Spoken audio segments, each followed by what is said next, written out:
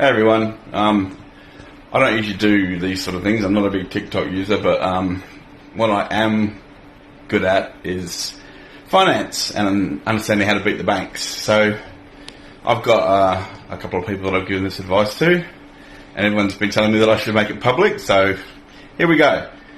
With the interest rates rising in this country and with everyone going through financially hard times, I have some advice for you on how to beat the banks.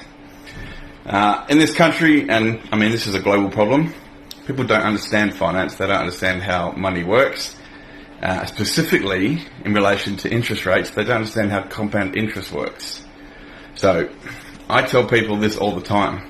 If you have mortgages, if you have loans, the best way to beat the banks is to stop playing their game. The reason why banks want you to pay mortgage rates monthly is because they rely on a thing called compound interest. Compound interest accrues over the course of that 30 days. You make a payment, say if your mortgage is $1,000, 70% of that is interest, 30% of that is on the capital of the loan. So essentially per month you're paying $700 in interest. Now, how do you beat them? Well, you need to stop the compound interest from accruing. So how do you do that? If you're paying $1,000 a month, pay an extra $30 and pay $1 per day to your bank. Because as I said earlier, compound interest goes up over the course of the month, and then when you make the payment, it goes bang, down 70%. If you make $1 payment per day, it goes up. First day you make a payment, it goes, oh shit, back down to zero. Make another payment the next day, $1, oh, it goes down to zero. If you do that for 30 days, the end of that 30 days, that mortgage payment that you make will be 100%, 100, on the capital that you have on that loan. You will pay a big fat zero in interest. Absolutely zero in interest. And you will end up cutting your mortgage from 25 years down to about 5. Now, the trick with this, and it's another reason why the banks and all these people, they want you to be on fixed interest rates, because if you're on a fixed interest rate, you can't do this strategy. You can't do this because you're locked into a fixed interest rate. The only way that it works is if you do it on a variable rate, because obviously it drops the interest rate to zero. Day one, pay $1, zero. Day two, zero. Day three, zero, zero, zero, and so on. Till you get to the end of that month when you pay your mortgage repayment, 100% of it goes on to your capital of your loan. So the banks don't make any money, and you pay off your loan in about 1/5 of the time. And you can do this with credit cards, you can do this with car loans, anything that has a variable interest rate, you can do it, and you can beat the banks.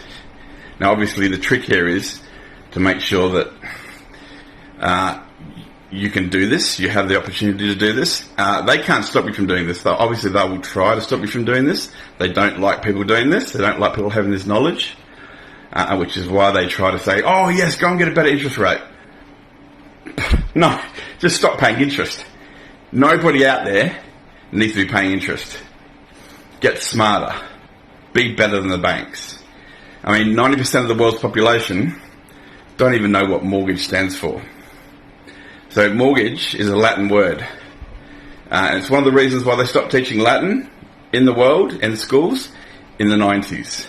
Because they don't want people to understand. Most Reserve Bank charters, most banking charters are written in Latin. That's why they stopped teaching it. But the point I'm trying to get to is mortgage is a 2-part Latin word. Mort, in front of my finger, sorry. Mort stands for, well, what do they do at a mortuary? At a mortuary, they bury dead people. So mort stands for death. Gage in Latin stands for pledge. So a mortgage is essentially a death pledge between you and the bank. They never ever expect you to pay it off. It's modern day indentured slavery. So my goal and my reason for doing this post today is to educate people. Educate people that there is a better way, there's a smarter way, there's an easier way to beat the banks, to not pay them any money, and to get your home owned a hell of a lot quicker than what they allow you to. Now, obviously, the banks don't like this. I've tried to say this stuff before, tried to get this knowledge out to the world, and my comments get deleted. I did a post today on a bank, deleted in 15 minutes. It was gone. So the banks don't like this. They don't like this knowledge being out there, and they will try to stop you. They will send you cease and desist letters. They will try to stop you from doing it. But at the end of the day, they can't. If you get a cease and desist letter, once you start doing this $1 a day payment thing to your financial institution, ignore it. Scrap it up, put it in the bin. What are they going to do? Take you to court and say, "Oh, Your Honour, he's paying too much." They get laughed out of court. So if you want to beat the banks, beat them by not paying compound interest. Cheers, guys. Hope you enjoyed that, and be safe out there.